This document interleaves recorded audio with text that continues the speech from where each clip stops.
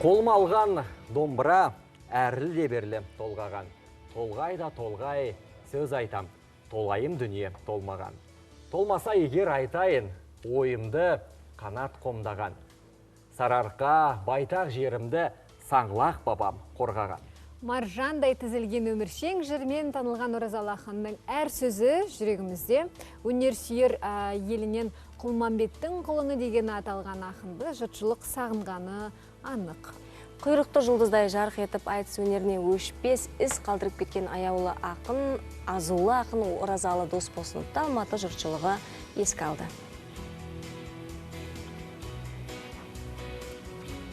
Өмірсіндегі ең бір аяулысы, 13 ақынның айтыс енген екен, оның ар жағында оған кірмеген 60-70 айтысы бар.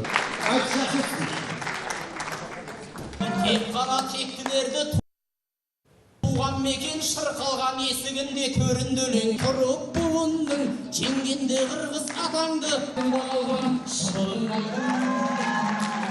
Барысында ақынның сөзі жетер сан ғасырға атты жас ақындар айтысы ұйымдастырылды. Келелі кешке айтыс ақтаңгерінің ет жақындары да қатысып, Оразалыны ойға оралтты.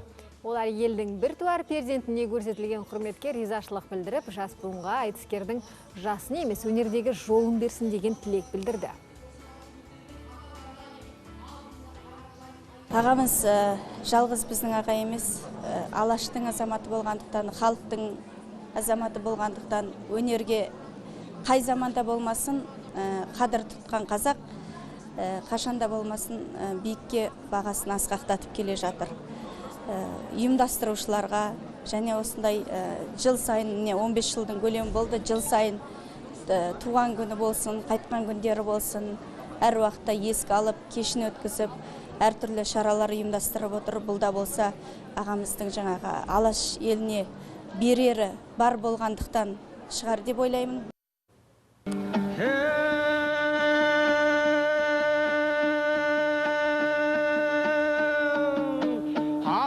Бөлтірген қасқыр емген әтеш түрткіл көп көрген әккілерден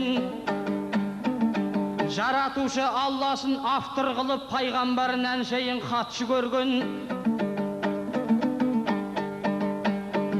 Құрманғазы бабаңда қу тірлікті құдіретті күйімен жақсы берген сусырасаң сүтпенен айран берер жалған дүние емес қой жақсы жеңген Фактімен сөйлесеңде белден басар парақорлар паң мінез папкы көрген қай қазаққа көңілі толар екен хан келді келсе қазір қарт күреңмен Сонымен қатар кеште Оразалы Досбосыновтың Құлманбеттің құлыны атты айтыс қайырымдары топтастырылған жинағының тұсауы кесілді.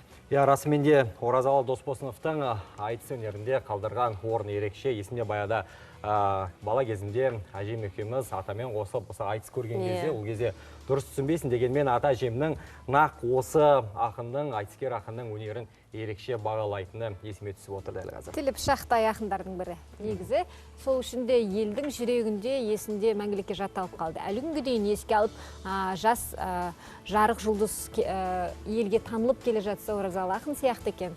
Ұқсайды екен өрімдері, иірімдер ұқсайды екен деп отырады. Сондықтан жолын берсін, өнерін жұқтырсын жас ұрпаққа деп тілейге.